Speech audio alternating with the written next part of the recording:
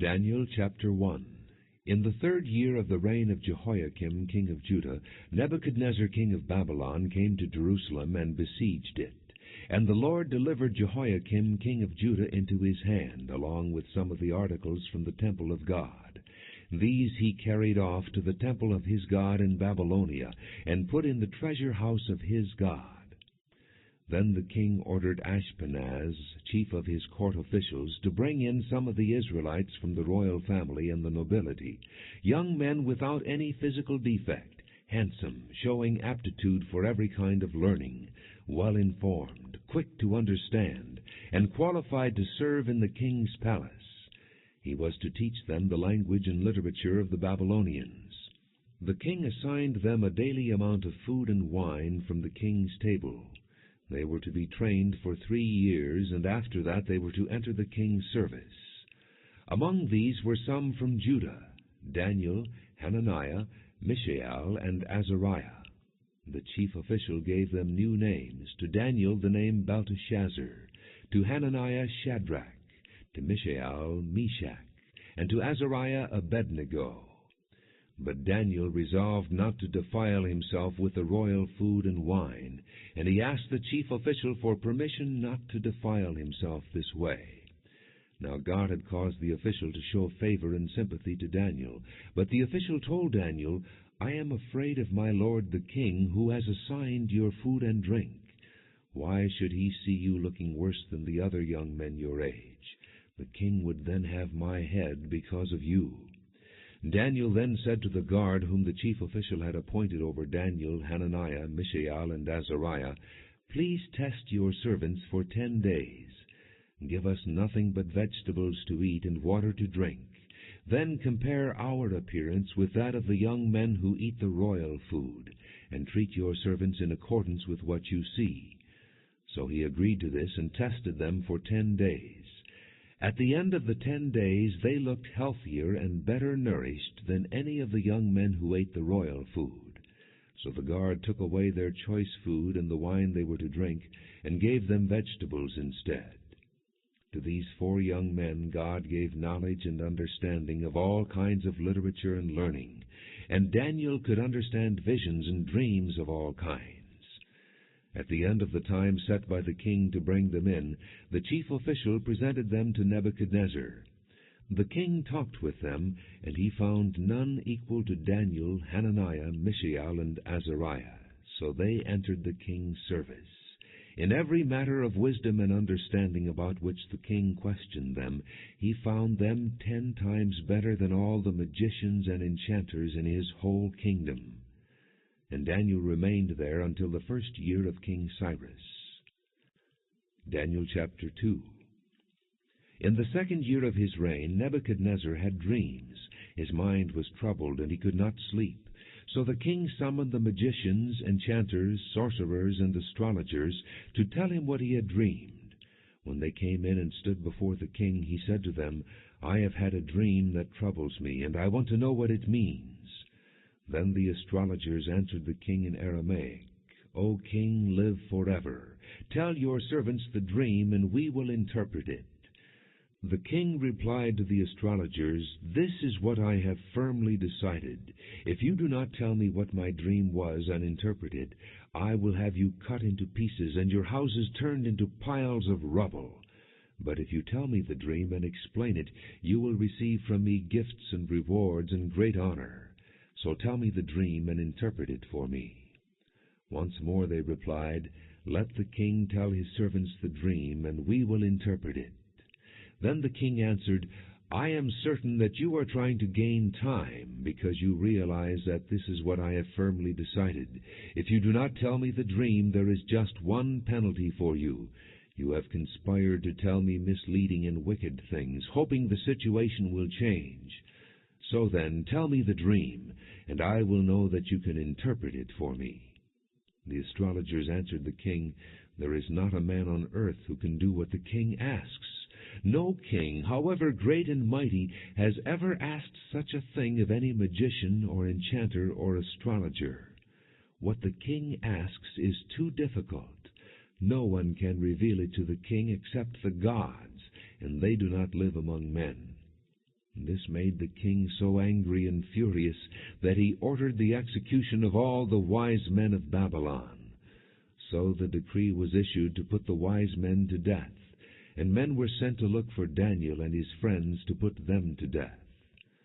When Arioch, the commander of the king's guard, had gone out to put to death the wise men of Babylon, Daniel spoke to him with wisdom and tact. He asked the king's officer, "Why did the king issue such a harsh decree?" Arioch then explained the matter to Daniel. At this Daniel went into the king and asked for time so that he might interpret the dream for him. Then Daniel returned to his house and explained the matter to his friends Hananiah, Mishael, and Azariah. He urged them to plead for mercy from the God of heaven concerning this mystery, so that he and his friends might not be executed with the rest of the wise men of Babylon. During the night the mystery was revealed to Daniel in a vision. Then Daniel praised the God of heaven and said, "Praise be to the name of God for ever and ever. Wisdom and power are his. He changes times and seasons. He sets up kings and deposes them. He gives wisdom to the wise and knowledge to the discerning. He reveals deep and hidden things. He knows what lies in darkness, and light dwells with him. I thank and praise you, O God of my fathers. You have given me wisdom and power. You have made known to me what we asked of you. You have made known to us the dream of the king." Then Daniel went to Arioch, whom the king had appointed to execute the wise men of Babylon, and said to him, "Do not execute the wise men of Babylon. Take me to the king, and I will interpret his dream for him." Arioch took Daniel to the king at once and said, "I have found a man among the exiles from Judah who can tell the king what his dream means." The king asked Daniel, also called Belteshazzar, "Are you able to tell me what I saw in my dream and interpret it?" And Daniel replied, "No wise man, enchanter, magician, or diviner can explain to the king the mystery he has asked about. But there is a God in heaven who reveals mysteries. He has shown King Nebuchadnezzar what will happen in days to come. Your dream and the visions that passed through your mind as you lay on your bed are these. As you were lying there, O king, your mind turned to things to come, and the revealer of mysteries showed you what is going to happen. As for me, this mystery has been revealed to me, not because I have greater wisdom than other living men, but so that you, O king, may know the interpretation, and that you may understand what went through your mind. You looked, O king, and there before you stood a large statue, an enormous, dazzling statue, awesome in appearance. The head of the statue was made of pure gold, its chest and arms of silver, its belly and thighs of bronze, its legs of iron, its feet partly of iron and partly of baked clay. While you were watching, a rock was cut out, but not by human hands. It struck the statue on its feet of iron and clay and smashed them.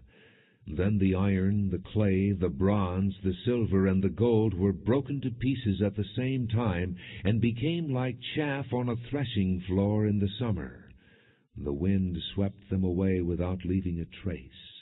But the rock that struck the statue became a huge mountain and filled the whole earth. This was the dream, and now we will interpret it to the king. You, O king, are the King of kings. The God of heaven has given you dominion and power and might and glory. In your hands he has placed mankind and the beasts of the field and the birds of the air. Wherever they live, he has made you ruler over them all. You are that head of gold. After you another kingdom will rise, inferior to yours. Next a third kingdom, one of bronze, will rule over the whole earth. Finally there will be a fourth kingdom, strong as iron, for iron breaks and smashes everything. And as iron breaks things to pieces, so it will crush and break all the others.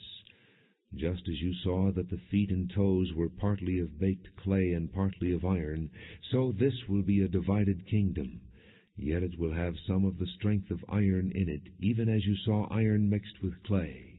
As the toes were partly iron and partly clay, so this kingdom will be partly strong and partly brittle. And just as you saw the iron mixed with baked clay, so the people will be a mixture and will not remain united, any more than iron mixes with clay. In the time of those kings, the God of heaven will set up a kingdom that will never be destroyed, nor will it be left to another people. It will crush all those kingdoms and bring them to an end, but it will itself endure forever.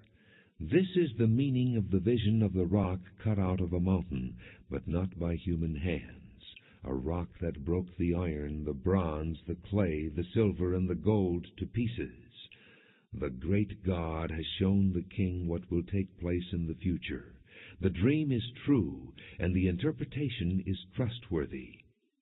Then King Nebuchadnezzar fell prostrate before Daniel, and paid him honor, and ordered that an offering and incense be presented to him.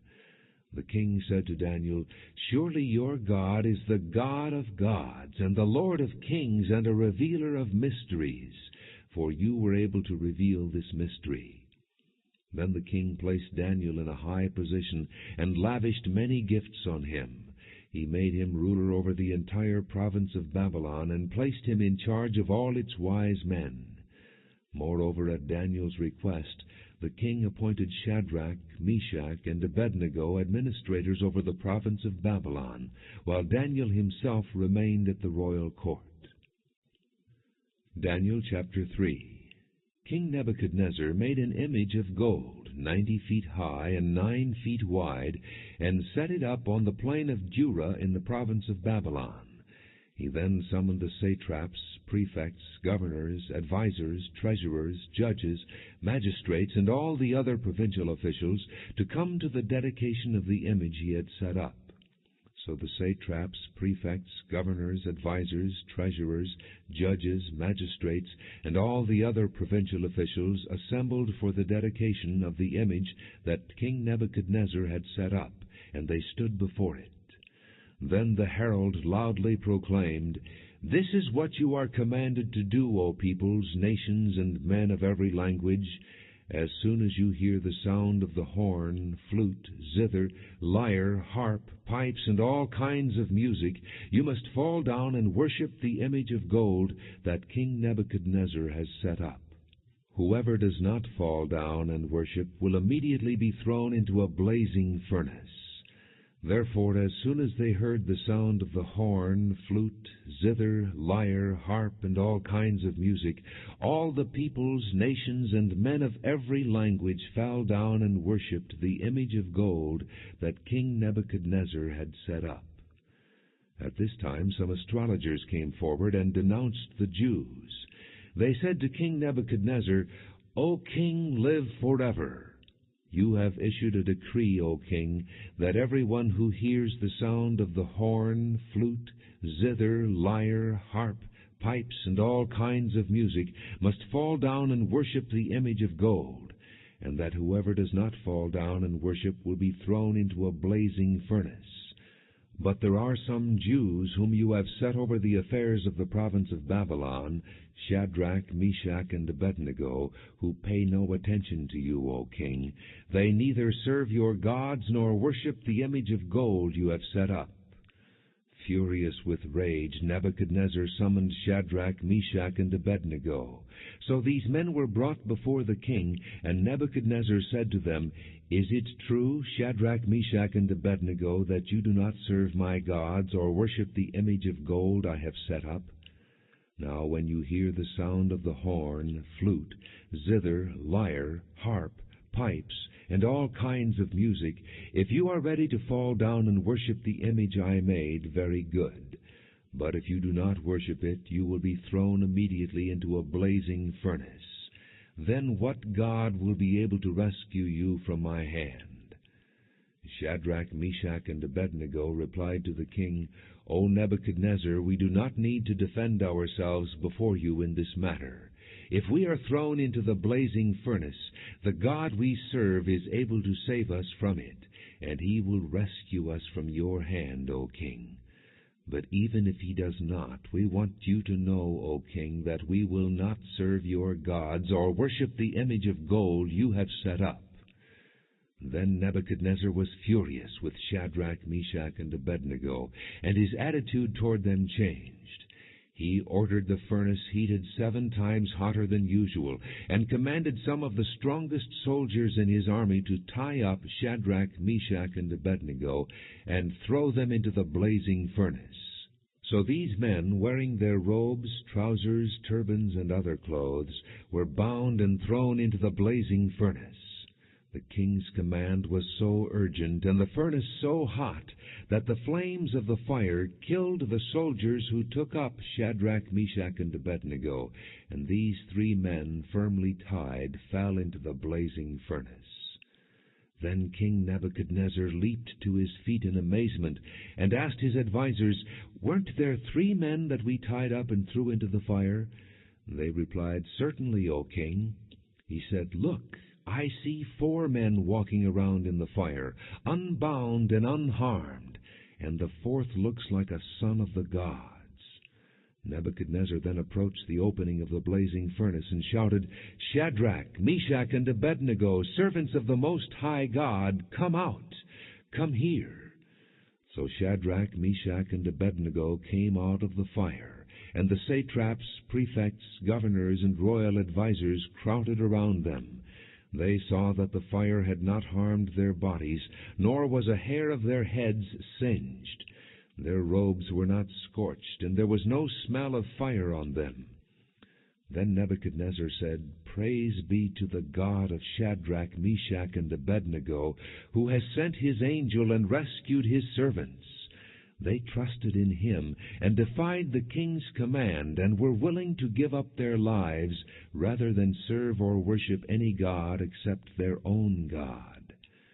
Therefore I decree that the people of any nation or language who say anything against the God of Shadrach, Meshach, and Abednego be cut into pieces, and their houses be turned into piles of rubble, for no other God can save in this way. Then the king promoted Shadrach, Meshach, and Abednego in the province of Babylon.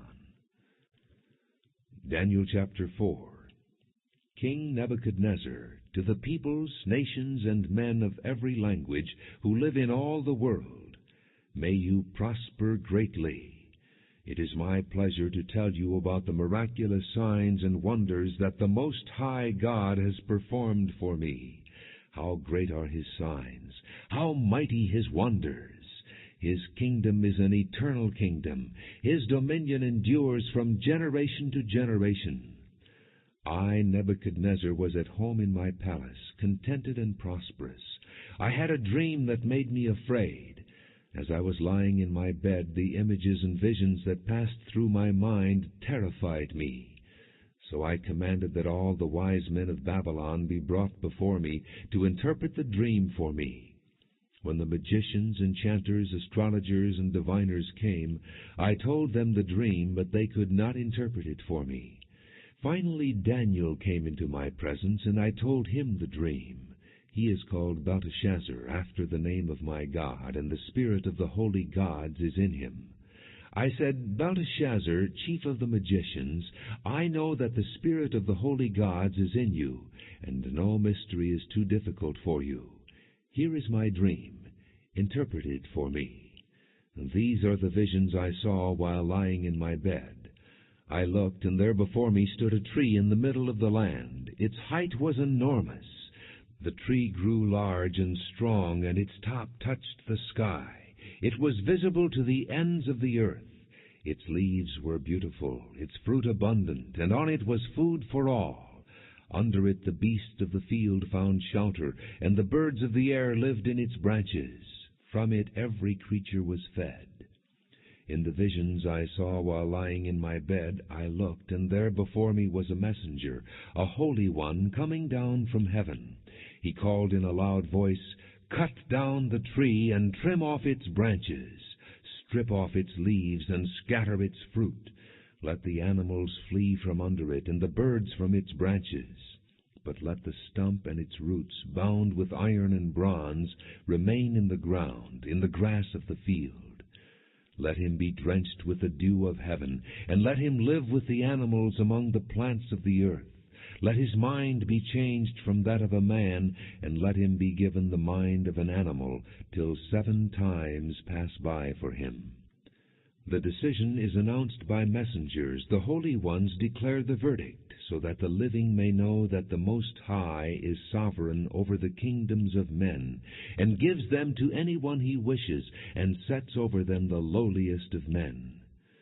This is the dream that I, King Nebuchadnezzar, had. Now, Belteshazzar, tell me what it means, for none of the wise men in my kingdom can interpret it for me. But you can, because the spirit of the holy gods is in you. Then Daniel, also called Belteshazzar, was greatly perplexed for a time, and his thoughts terrified him. So the king said, Belteshazzar, do not let the dream or its meaning alarm you. Belteshazzar answered, My lord, if only the dream applied to your enemies and its meaning to your adversaries. The tree you saw, which grew large and strong, with its top touching the sky, visible to the whole earth, with beautiful leaves and abundant fruit, providing food for all, giving shelter to the beasts of the field, and having nesting places in its branches for the birds of the air, you, O king, are that tree. You have become great and strong. Your greatness has grown until it reaches the sky, and your dominion extends to distant parts of the earth. You, O king, saw a messenger, a holy one, coming down from heaven, and saying, Cut down the tree and destroy it, but leave the stump, bound with iron and bronze, in the grass of the field, while its roots remain in the ground. Let him be drenched with the dew of heaven. Let him live like the wild animals, until 7 times pass by for him. This is the interpretation, O king, and this is the decree the Most High has issued against my lord the king. You will be driven away from people, and will live with the wild animals.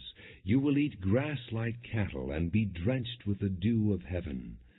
7 times will pass by for you, until you acknowledge that the Most High is sovereign over the kingdoms of men, and gives them to anyone he wishes.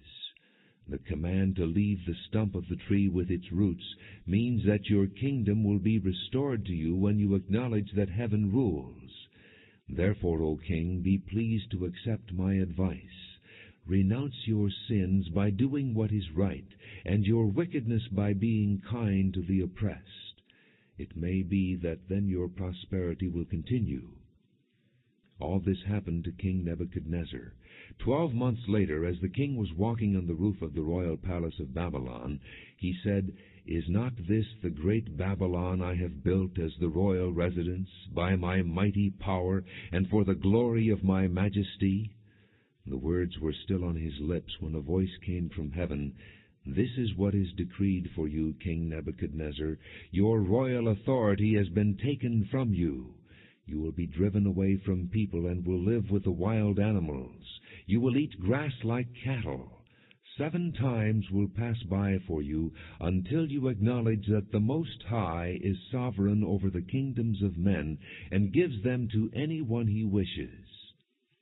Immediately what had been said about Nebuchadnezzar was fulfilled. He was driven away from people, and ate grass like cattle.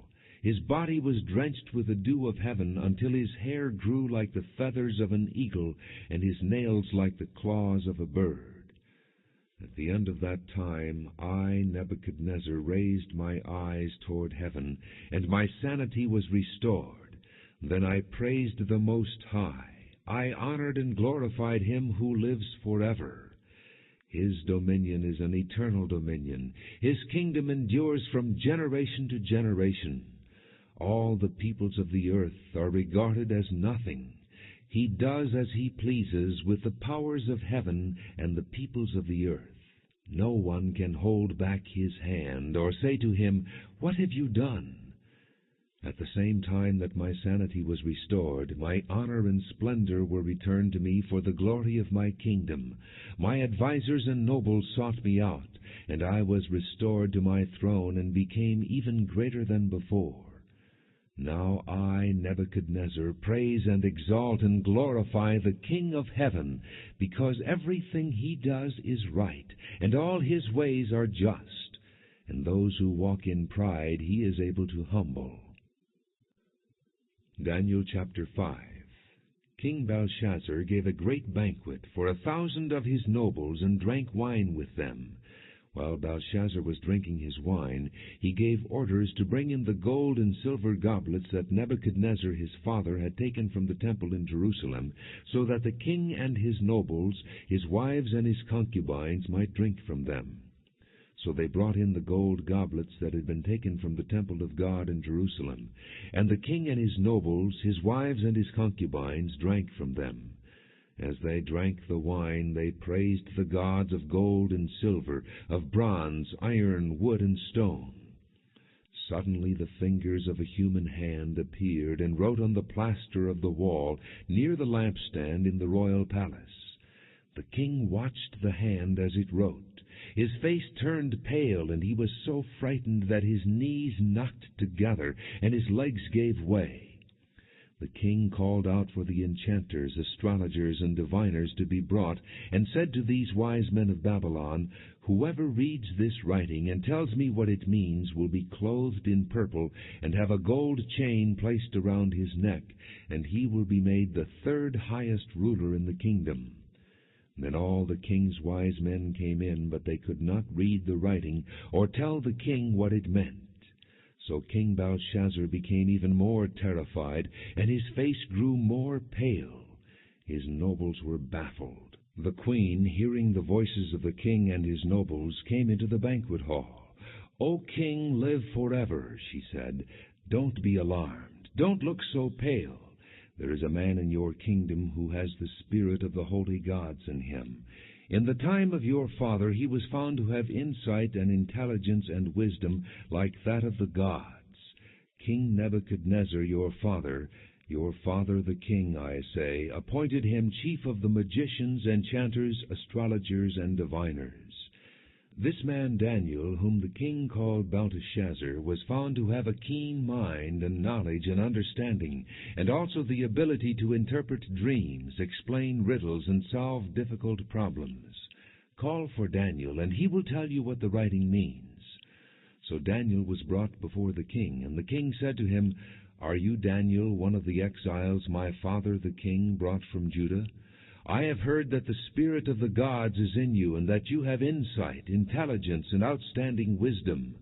The wise men and enchanters were brought before me to read this writing and tell me what it means, but they could not explain it. Now I have heard that you are able to give interpretations and to solve difficult problems. If you can read this writing and tell me what it means, you will be clothed in purple and have a gold chain placed around your neck, and you will be made the third highest ruler in the kingdom." Then Daniel answered the king, "You may keep your gifts for yourself, and give your rewards to someone else. Nevertheless, I will read the writing for the king and tell him what it means. O king, the Most High God gave your father Nebuchadnezzar sovereignty and greatness and glory and splendor. Because of the high position he gave him, all the peoples and nations and men of every language dreaded and feared him. Those the king wanted to put to death, he put to death. Those he wanted to spare, he spared. Those he wanted to promote, he promoted. And those he wanted to humble, he humbled. But when his heart became arrogant and hardened with pride, he was deposed from his royal throne and stripped of his glory. He was driven away from people and given the mind of an animal. He lived with the wild donkeys and ate grass like cattle, and his body was drenched with the dew of heaven, until he acknowledged that the Most High God is sovereign over the kingdoms of men and sets over them anyone he wishes. But you, his son, O Belshazzar, have not humbled yourself, though you knew all this. Instead, you have set yourself up against the Lord of heaven. You had the goblets from his temple brought to you, and you your nobles, your wives, and your concubines drank wine from them. You praise the gods of silver and gold, of bronze, iron, wood, and stone, which cannot see or hear or understand.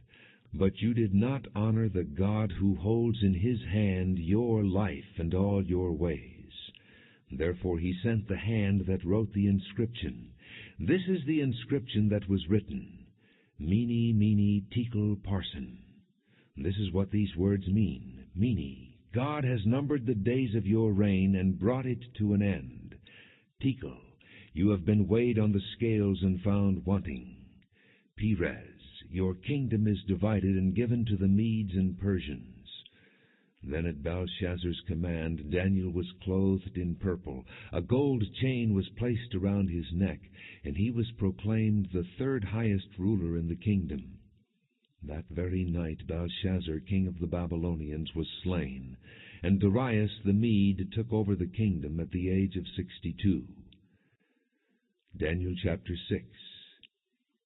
It pleased Darius to appoint 120 satraps to rule throughout the kingdom, with 3 administrators over them, one of whom was Daniel. The satraps were made accountable to them, so that the king might not suffer loss. Now Daniel so distinguished himself among the administrators and the satraps by his exceptional qualities that the king planned to set him over the whole kingdom. At this, the administrators and the satraps tried to find grounds for charges against Daniel in his conduct of government affairs, but they were unable to do so. They could find no corruption in him, because he was trustworthy and neither corrupt nor negligent. Finally, these men said, "We will never find any basis for charges against this man Daniel, unless it has something to do with the law of his God." So the administrators and the satraps went as a group to the king and said, "O King Darius, live forever." The royal administrators, prefects, satraps, advisers, and governors have all agreed that the king should issue an edict and enforce the decree that anyone who prays to any god or man during the next 30 days, except to you, O king, shall be thrown into the lion's den. Now, O king, issue the decree and put it in writing so that it cannot be altered, in accordance with the laws of the Medes and Persians, which cannot be repealed. So King Darius put the decree in writing. Now when Daniel learned that the decree had been published, he went home to his upstairs room where the windows opened toward Jerusalem. 3 times a day he got down on his knees and prayed, giving thanks to his God, just as he had done before. Then these men went as a group and found Daniel praying and asking God for help. So they went to the king and spoke to him about his royal decree. "Did you not publish a decree that during the next 30 days anyone who prays to any god or man, except to you, O king, would be thrown into the lion's den?" The king answered, "The decree stands, in accordance with the laws of the Medes and Persians, which cannot be repealed." And then they said to the king, "Daniel, who is one of the exiles from Judah, pays no attention to you, O king, or to the decree you put in writing. He still prays 3 times a day." When the king heard this, he was greatly distressed. He was determined to rescue Daniel and made every effort until sundown to save him. Then the men went as a group to the king and said to him, "Remember, O king, that according to the law of the Medes and Persians, no decree or edict that the king issues can be changed." So the king gave the order, and they brought Daniel and threw him into the lion's den. The king said to Daniel, "May your God, whom you serve continually, rescue you." A stone was brought and placed over the mouth of the den, and the king sealed it with his own signet ring and with the rings of his nobles, so that Daniel's situation might not be changed. Then the king returned to his palace and spent the night without eating, and without any entertainment being brought to him, and he could not sleep. At the first light of dawn the king got up and hurried to the lion's den. When he came near the den, he called to Daniel in an anguished voice, "Daniel, servant of the living God, has your God, whom you serve continually, been able to rescue you from the lions?" Daniel answered, "O king, live forever. My God sent his angel, and he shut the mouths of the lions. They have not hurt me, because I was found innocent in his sight. Nor have I ever done any wrong before you, O king. The king was overjoyed, and gave orders to lift Daniel out of the den. And when Daniel was lifted from the den, no wound was found on him, because he had trusted in his God.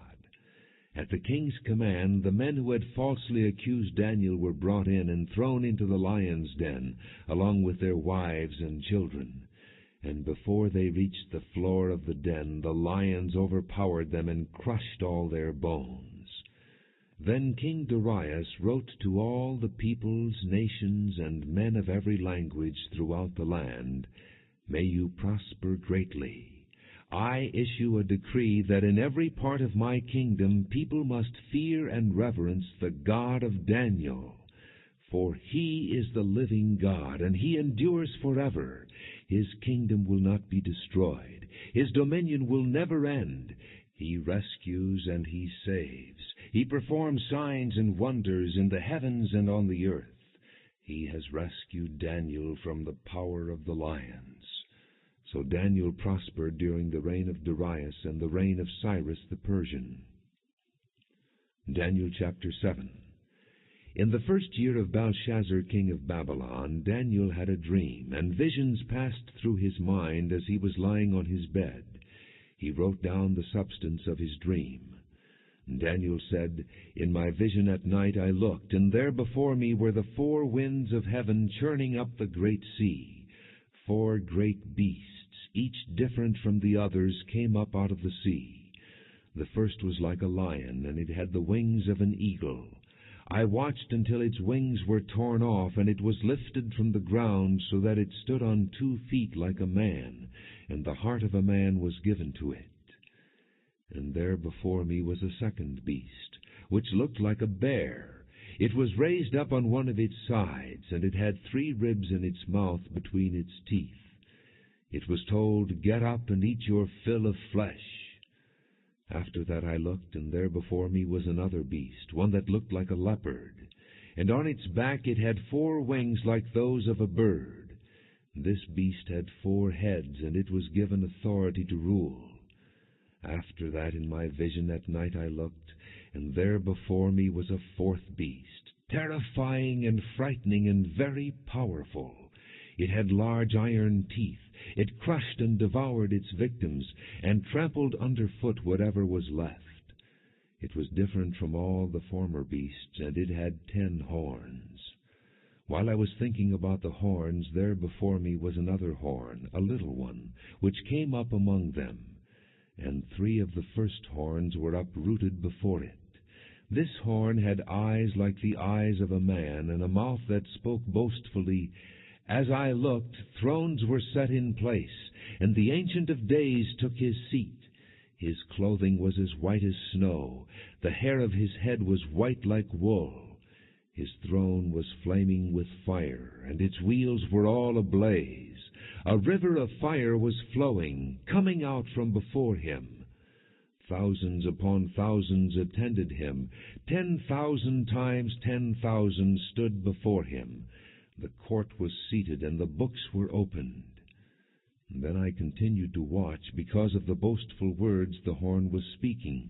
I kept looking until the beast was slain, and its body destroyed and thrown into the blazing fire. The other beasts had been stripped of their authority, but were allowed to live for a period of time. In my vision at night I looked, and there before me was one like a son of man, coming with the clouds of heaven. He approached the Ancient of Days and was led into his presence. He was given authority, glory, and sovereign power. All peoples, nations, and men of every language worshipped him. His dominion is an everlasting dominion that will not pass away, and his kingdom is one that will never be destroyed. I, Daniel, was troubled in spirit, and the visions that passed through my mind disturbed me.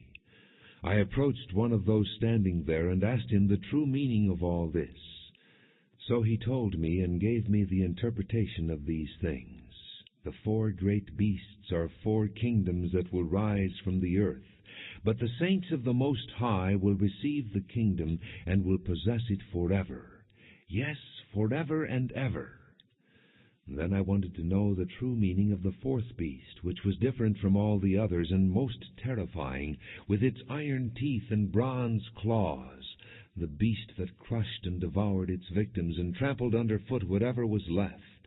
I also wanted to know about the 10 horns on its head, and about the other horn that came up, before which 3 of them fell, the horn that looked more imposing than the others, and that had eyes and a mouth that spoke boastfully. As I watched, this horn was waging war against the saints and defeating them, until the Ancient of Days came and pronounced judgment in favor of the saints of the Most High, and the time came when they possessed the kingdom.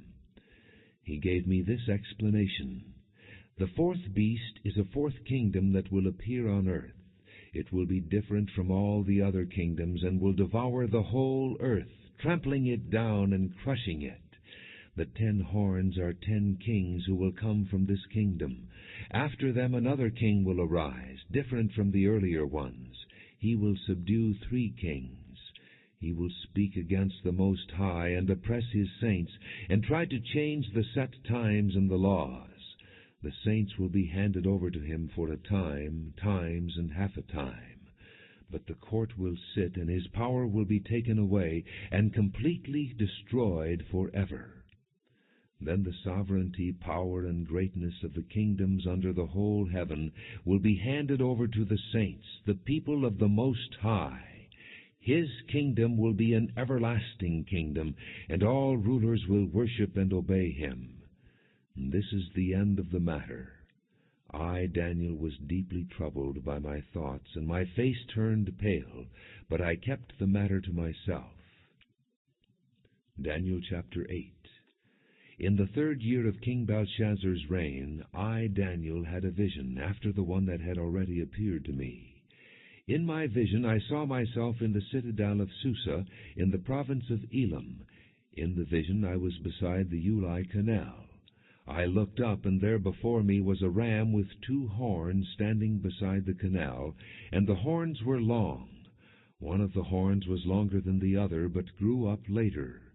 I watched the ram as he charged toward the west and the north and the south. No animal could stand against him, and none could rescue from his power. He did as he pleased, and became great. As I was thinking about this, suddenly a goat with a prominent horn between his eyes came from the west, crossing the whole earth without touching the ground. He came toward the 2-horned ram I had seen standing beside the canal, and charged at him in great rage. I saw him attack the ram furiously, striking the ram and shattering his 2 horns. The ram was powerless to stand against him. The goat knocked him to the ground and trampled on him, and none could rescue the ram from his power. The goat became very great, but at the height of his power his large horn was broken off, and in its place 4 prominent horns grew up toward the 4 winds of heaven. Out of one of them came another horn, which started small, but grew in power to the south, and to the east, and toward the beautiful land. It grew until it reached the host of the heavens, and it threw some of the starry host down to the earth, and trampled on them. It set itself up to be as great as the prince of the host. It took away the daily sacrifice from him, and the place of his sanctuary was brought low.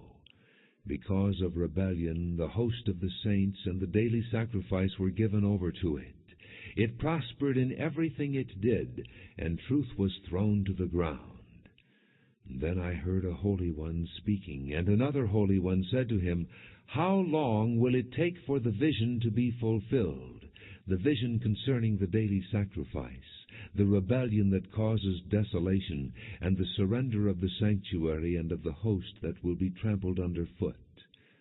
He said to me, "It will take 2,300 evenings and mornings. Then the sanctuary will be reconsecrated." While I, Daniel, was watching the vision and trying to understand it, there before me stood one who looked like a man, and I heard a man's voice from the Ulai calling, "Gabriel, tell this man the meaning of the vision." As he came near the place where I was standing, I was terrified and fell prostrate. Son of man, he said to me, understand that the vision concerns the time of the end.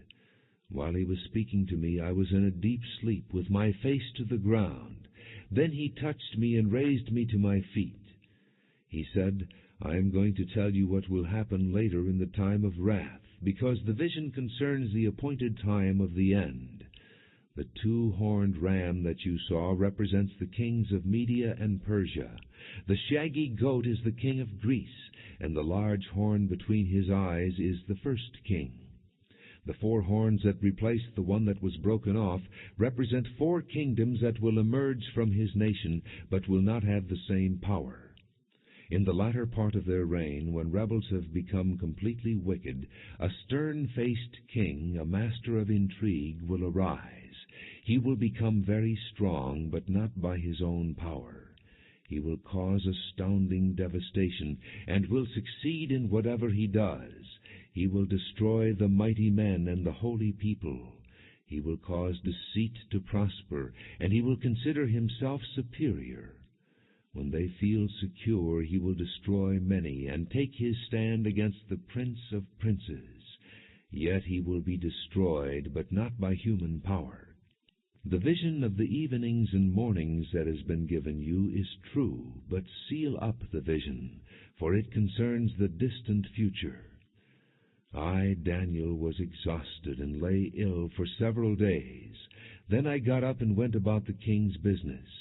I was appalled by the vision. It was beyond understanding. Daniel chapter 9. In the first year of Darius, son of Xerxes, a Mede by descent, who was made ruler over the Babylonian kingdom, in the first year of his reign, I, Daniel, understood from the Scriptures, according to the word of the Lord given to Jeremiah the prophet, that the desolation of Jerusalem would last 70 years. So I turned to the Lord God and pleaded with him in prayer and petition, in fasting, and in sackcloth and ashes. I prayed to the Lord my God and confessed, O Lord, the great and awesome God, who keeps his covenant of love with all who love him and obey his commands, we have sinned and done wrong. We have been wicked and have rebelled. We have turned away from your commands and laws. We have not listened to your servants the prophets, who spoke in your name to our kings, our princes, and our fathers, and to all the people of the land. Lord, you are righteous, but this day we are covered with shame, the men of Judah and people of Jerusalem and all Israel, both near and far, in all the countries where you have scattered us because of our unfaithfulness to you. O Lord, we and our kings, our princes, and our fathers are covered with shame because we have sinned against you. The Lord our God is merciful and forgiving, even though we have rebelled against him. We have not obeyed the Lord our God, or kept the laws he gave us through his servants the prophets. All Israel has transgressed your law and turned away, refusing to obey you. Therefore the curses and sworn judgments written in the law of Moses, the servant of God, have been poured out on us, because we have sinned against you. You have fulfilled the word spoken against us and against our rulers by bringing upon us great disaster. Under the whole heaven nothing has ever been done like what has been done to Jerusalem. Just as it is written in the law of Moses, all this disaster has come upon us. Yet we have not sought the favor of the Lord our God by turning from our sins and giving attention to your truth. The Lord did not hesitate to bring the disaster upon us, for the Lord our God is righteous in everything he does, yet we have not obeyed him. Now, O Lord our God, who brought your people out of Egypt with a mighty hand, and who made for yourself a name that endures to this day, we have sinned, we have done wrong. O Lord, in keeping with all your righteous acts, turn away your anger and your wrath from Jerusalem, your city, your holy hill. Our sins and the iniquities of our fathers have made Jerusalem and your people an object of scorn to all those around us. Now, our God, hear the prayers and petitions of your servant. For your sake, O Lord, look with favor on your desolate sanctuary. Give ear, O God, and hear. Open your eyes and see the desolation of the city that bears your name.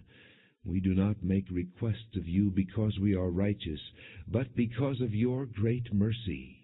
O Lord, listen. O Lord, forgive. O Lord, hear and act. For your sake, O my God, do not delay, because your city and your people bear your name. While I was speaking and praying, confessing my sin and the sin of my people Israel, and making my request to the Lord my God for his holy hill, while I was still in prayer, Gabriel, the man I had seen in the earlier vision, came to me in swift flight about the time of the evening sacrifice. He instructed me and said to me, Daniel, I have now come to give you insight and understanding. As soon as you began to pray, an answer was given, which I have come to tell you, for you are highly esteemed. Therefore consider the message and understand the vision. 70 sevens are decreed for your people and your holy city, to finish transgression, to put an end to sin, to atone for wickedness, to bring in everlasting righteousness, to seal up vision and prophecy, and to anoint the most holy. Know and understand this. From the issuing of the decree to restore and rebuild Jerusalem, until the Anointed One, the ruler, comes, there will be 7 sevens and 62 sevens. It will be rebuilt with streets and a trench, but in times of trouble. After the 62 sevens, the Anointed One will be cut off and will have nothing. The people of the ruler who will come will destroy the city and the sanctuary. The end will come like a flood. War will continue until the end, and desolations have been decreed. He will confirm a covenant with many for 1 7. In the middle of the 7, he will put an end to sacrifice and offering. And on a wing of the temple he will set up an abomination that causes desolation, until the end that is decreed is poured out on him. Daniel chapter 10. In the 3rd year of Cyrus king of Persia, a revelation was given to Daniel, who was called Belteshazzar. Its message was true, and it concerned a great war. The understanding of the message came to him in a vision. At that time I, Daniel, mourned for 3 weeks. I ate no choice food, no meat or wine touched my lips, and I used no lotions at all until the 3 weeks were over. On the 24th day of the 1st month, as I was standing on the bank of the great river, the Tigris, I looked up, and there before me was a man dressed in linen, with a belt of the finest gold around his waist.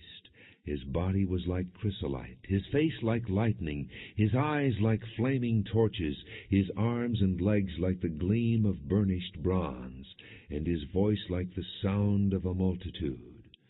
I, Daniel, was the only one who saw the vision. The men with me did not see it, but such terror overwhelmed them that they fled and hid themselves. So I was left alone, gazing at this great vision. I had no strength left. My face turned deathly pale, and I was helpless. Then I heard him speaking, and as I listened to him, I fell into a deep sleep, my face to the ground. A hand touched me and set me trembling on my hands and knees. He said, Daniel, you who are highly esteemed, consider carefully the words I am about to speak to you, and stand up, for I have now been sent to you.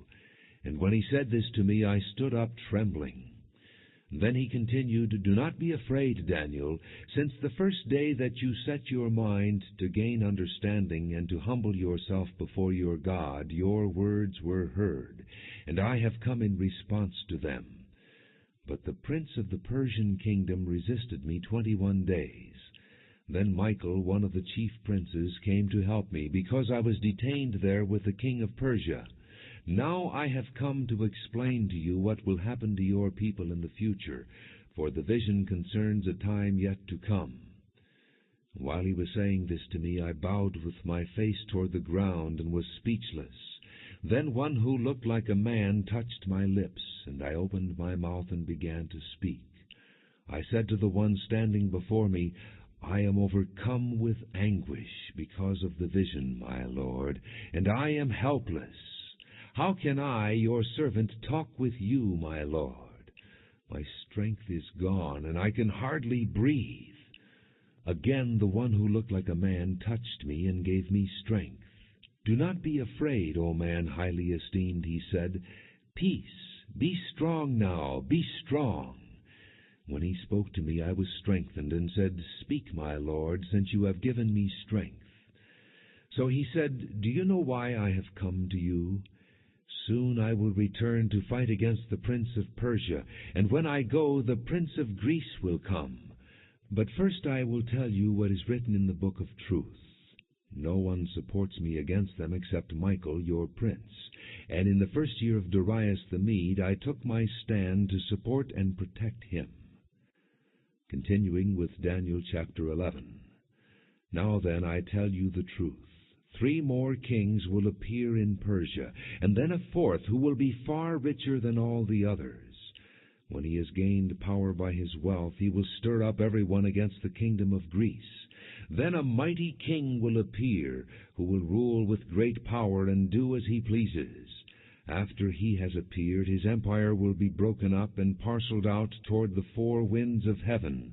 It will not go to his descendants, nor will it have the power he exercised, because his empire will be uprooted and given to others. The king of the south will become strong, but one of his commanders will become even stronger than he, and will rule his own kingdom with great power. After some years they will become allies. The daughter of the king of the south will go to the king of the north to make an alliance, but she will not retain her power, and he and his power will not last. In those days she will be handed over, together with her royal escort and her father, and the one who supported her. One from her family line will arise to take her place. He will attack the forces of the king of the north, and enter his fortress. He will fight against them and be victorious.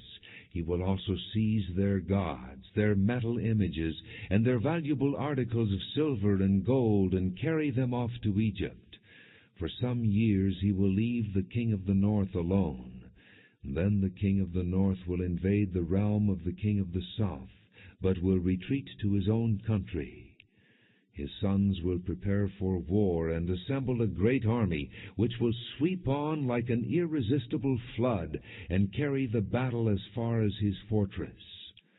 Then the king of the south will march out in a rage and fight against the king of the north, who will raise a large army, but it will be defeated. When the army is carried off, the king of the south will be filled with pride and will slaughter many thousands, yet he will not remain triumphant. For the king of the north will muster another army, larger than the first, and after several years he will advance with a huge army fully equipped. In those times many will rise against the king of the south. The violent men among your own people will rebel in fulfillment of the vision, but without success. Then the king of the north will come and build up siege ramps, and will capture a fortified city. The forces of the south will be powerless to resist. Even their best troops will not have the strength to stand. The invader will do as he pleases. No one will be able to stand against him. He will establish himself in the beautiful land, and will have the power to destroy it. He will determine to come with the might of his entire kingdom, and will make an alliance with the king of the south. And he will give him a daughter in marriage in order to overthrow the kingdom, but his plans will not succeed or help him. Then he will turn his attention to the coastlands, and will take many of them, but a commander will put an end to his insolence, and will turn his insolence back upon him. After this he will turn back toward the fortresses of his own country, but will stumble and fall to be seen no more. His successor will send out a tax collector to maintain the royal splendor. In a few years, however, he will be destroyed, yet not in anger or in battle. He will be succeeded by a contemptible person who has not been given the honor of royalty. He will invade the kingdom when its people feel secure, and he will seize it through intrigue. Then an overwhelming army will be swept away before him. Both it and a prince of the covenant will be destroyed. After coming to an agreement with him, he will act deceitfully, and with only a few people he will rise to power. When the richest provinces feel secure, he will invade them and will achieve what neither his fathers nor his forefathers did. He will distribute plunder, loot, and wealth among his followers. He will plot the overthrow of fortresses, but only for a time. With a large army he will stir up his strength and courage against the king of the south. The king of the south will wage war with a large and very powerful army, but he will not be able to stand because of the plots devised against him. Those who eat from the king's provisions will try to destroy him. His army will be swept away, and many will fall in battle. The two kings, with their hearts bent on evil, will sit at the same table and lie to each other, but to no avail, because an end will still come at the appointed time. The king of the north will return to his own country with great wealth, but his heart will be set against the holy covenant. He will take action against it, and then return to his own country. At the appointed time he will invade the south again, but this time the outcome will be different from what it was before. Ships of the western coastlands will oppose him, and he will lose heart. Then he will turn back and vent his fury against the holy covenant. He will return and show favor to those who forsake the holy covenant. His armed forces will rise up to desecrate the temple fortress and will abolish the daily sacrifice. Then they will set up the abomination that causes desolation. With flattery he will corrupt those who have violated the covenant, but the people who know their God will firmly resist him. Those who are wise will instruct many, though for a time they will fall by the sword, or be burned, or captured, or plundered.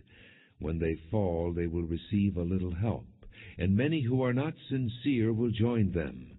Some of the wise will stumble, so that they may be refined, purified, and made spotless until the time of the end, for it will still come at the appointed time. The king will do as he pleases.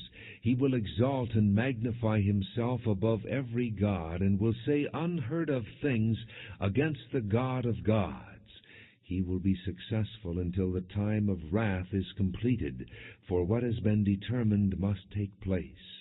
He will show no regard for the gods of his fathers, or for the one desired by women, nor will he regard any god, but will exalt himself above them all.